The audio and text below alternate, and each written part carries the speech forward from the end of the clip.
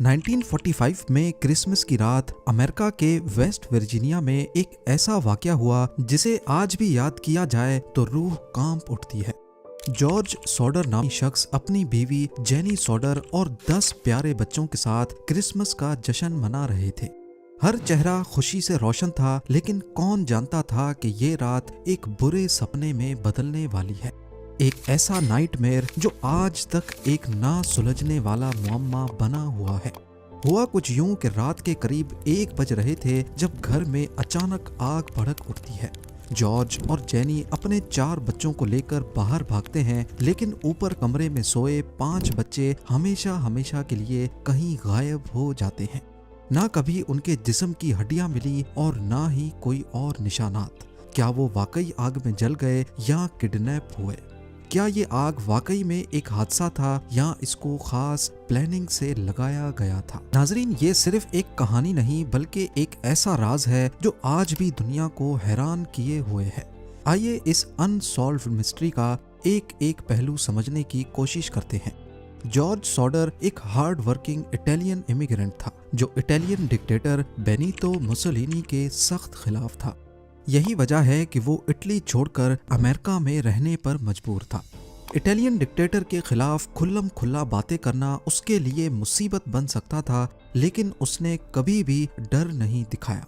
America में वो trucking का बिजनेस करता और खुशकिस्मती से उसका अपना घर भी था। उसकी बीवी जेनी सॉडर एक डेडिकेटेड हाउसवाइफ थी जो अपने बच्चों को प्यार और डिसिप्लिन के साथ संभालती थी। 24 दिसंबर 1945 क्रिसमस के दिन सॉडर के बच्चे अपने नए खिलौनों के साथ खेल रहे थे। रात होती है और ऊपर के कमरे में 5 बच्चे अपने बिस्तर पर सोने के लिए चले जाते हैं।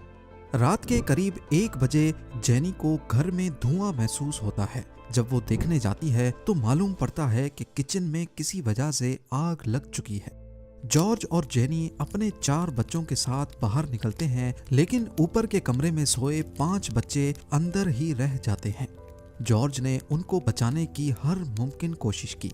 जब जॉर्ज सॉडर 2nd फ्लोर की विंडो की तरफ भागा तो उसने देखा कि उसकी सीढ़ी अपनी जगह से गायब थी। फिर सोचा कि वो अपने कोयले के ट्रक का इस्तेमाल करके खिड़की तक पहुंच जाए, लेकिन जब इग्निशन ऑन किया तो ट्रक भी स्टार्ट नहीं हुआ और दूसरा ट्रक भी काम नहीं कर रहा था।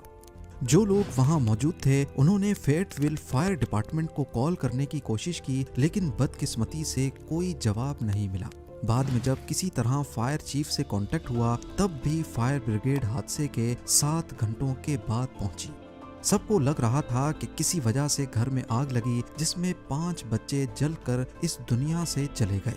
पर यह केस जितना देखने और सुनने में नॉर्मल लग रहा था, ये उतना ही ज्यादा पेचीदा भी था।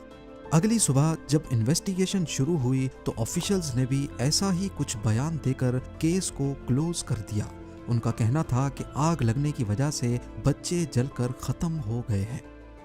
पर यह बात सबकी समझ से बाहर थी, क्योंकि इंसानी जिस्म की हड्डियां 800 डिग्री सेल्सियस के टेम्परेचर में भी राख नहीं बन सकती। खास तौर पे हड्डियों के वो हिस्से जिसमें कैल्शियम होता है, जिसमें इंसानी दांत भी शामिल हैं, वो तो फर्नेस के अंदर भी राख नहीं बनते। तो फिर ये कैसे हो गया कि सॉडर के घर में आग लगने से 1 नहीं 2 नहीं पूरे 5 बच्चों की ना हड्डियां मिली ना ही कोई दांत। बाद में फॉरेंसिक जांच से भी ये बात कंफर्म हो गई कि आग लगने की ड्यूरेशन, उसका दौरानिया इतना ज्यादा नहीं था कि हड्डियों को राख बना सके। ये बात काफी तशवीशनाक थी।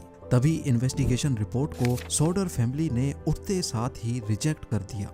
इन्वेस्टिगेशन टीम ने आग लगने की वजह किचन में शॉर्ट सर्किट बताई, लेकिन जॉर्ज सॉडर का कहना था कि उसने हाल ही में सारी नई वायरिंग करवाई थी और सवाल ही पैदा नहीं होता कि उसमें कोई खामी रह गई हो। जॉर्ज सॉडर ने जब हादसे के उन लम्हात को वापस याद करने की कोशिश की तो उसे कुछ ऐसी बातें भी याद आईं जो किसी गड़बड़ का इशारा दे रही थी। आग लगने के वक्त जब उसने फायर ब्रिगेड को कॉल करने के लिए फोन उठाया तो उसकी वायर कटी हुई थी, और ये बात इन्वेस्टिगेशन में भी साबित हुई कि वाकई सॉडर के घर की फोन लाइन को बाहर से ही किसी ने काटा था, क्योंकि फोन लाइन टूटने और काटने में उसकी किनारियां अलग अलग दिखती हैं। टूटने में उसकी एजेस स्मूथ नहीं होती, लेकिन प्लायर से काटने पर एजेस काफी स्मूथ दिखती हैं। बाद में जेनी सोडर को याद आया कि ठीक 12:30 बजे घर का फोन बजा था और अगली तरफ कोई औरत थी जो जोर जोर से हंस रही थी, जिस पर जेनी ने रॉन्ग नंबर बोलकर फोन काट दिया। अगर 1 बजे फोन लाइन कटी हुई थी और सिर्फ आधा घंटा पहले उस पर एक अजीब कॉल आई थी, तो इसका मतलब ये हुआ कि फोन लाइन आग लगने से आधा घंटा पहले काटी गई थी। ये रात अजीब वाकयात से भरी हुई थी। पहले फोन कॉल और आग लगने से चंद मिनट पहले जेनी को छत पर कुछ गिरने की आवाज भी सुनाई दी। जब बाद में कुछ मजीद सुनाई नहीं दिया तो जेनी पलट कर सो गई और उसके कुछ ही मिनटों के बाद उसे धुएं की स्मेल महसूस हुई। इसके अलावा जो सीढ़ी जॉर्ज जहां रखता था वो हादसे के वक्त वहां से गायब और घर से काफी दूर एक खेत से बरामद हुई। जॉर्ज की दोनों ट्रक्स जो एक दिन पहले तक बिल्कुल सही काम कर रही थीं, आग के वक्त दोनों कैसे खराब हो गई।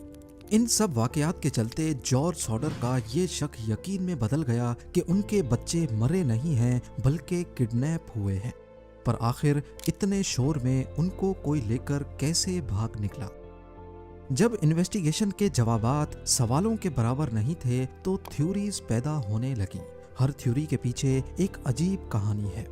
इस हादसे से कुछ महीने पहले जॉर्ज सॉडर के पास एक इंश्योरेंस एजेंट आया था जो उसे घर की इंश्योरेंस लेने पर काफी जोर भर रहा था, लेकिन जब सॉडर ने इंश्योरेंस लेने से साफ साफ मना कर दिया तो आखिर में वो एजेंट सॉडर को धमकी देकर गया कि इसका एहसास तुम्हें तब होगा जब तुम्हारे घर में आग लगेगी। क्या किसी ने आग को लोगों का ध्यान भटकाने के लिए इस्तेमाल किया और उसी वक्त बच्चे अगवा कर लिए। दूसरी थ्योरी यह है कि जॉर्ज सॉडर के इटालियन डिक्टेटर मुसोलिनी के खिलाफ खुल्लम खुला बयानात इटालियन माफिया को अच्छे नहीं लगे। इसी वजह से इटालियन माफिया ने इसको अपना टारगेट बनाया और उसके बच्चों को अपने कंट्रोल में ले लिया। कुछ लोगों ने आग के बाद सोडर के बच्चों को अलग अलग जगहों पर देखने का दावा भी किया। एक औरत ने कहा कि उसने एक होटल में बच्चे देखे एक अजीब कपल के साथ। दूसरी रिपोर्ट्स कहती हैं कि एक कार में उन्हें दूर ले जाते देखा गया। जितने मुंह उतनी बातें। ये बात तो कंफर्म हो गई कि सोडर के बच्चे आग की वजह से तो मरे नहीं, तो फिर वो आखिर गए तो गए कहाँ। हादसे के 1 साल के बाद कुछ नए सबूत सामने आते हैं। इन्वेस्टिगेशन टीम जिसने पहले आग लगने की वजह को शॉर्ट सर्किट बताया था वो गलत साबित हुई। नई इन्वेस्टिगेशन में सामने आया कि आग को जानबूझकर लगाया गया था। उस वक्त एक बस ड्राइवर वहां से गुजर रहा था जिसने बताया कि उसने कुछ लोगों को फायर बॉल की तरह कोई चीज फेंकते देखा है। कुछ महीने बाद जब बर्फ पिघल गई तो घर के पास से रबड़ की तरह का एक गोल ऑब्जेक्ट भी मिला जिसे पाइनएप्पल बॉम्ब कहा जाता है। जेनी को आग लगने से चंद मिनट पहले की वो आवाज याद आ गई जो उसे छत पर किसी चीज के गिरने की वजह से आई थी। शायद वो यही पाइनएप्पल बॉम्ब था। जॉर्ज और जेनी ने अपनी जिंदगी इस मिस्ट्री का जवाब ढूंढने में लगा दी। उन्होंने कोई कसर नहीं छोड़ी और हर पॉसिबल लीड को फॉलो भी किया। उन्होंने एक बड़ा बिल बोर्ड बनवाया जिसमें मिसिंग बच्चों की तस्वीरें और एक रिवॉर्ड का वादा भी किया। करीब 20 सालों के बाद 1960s में जेनी को एक लेटर मिलता है।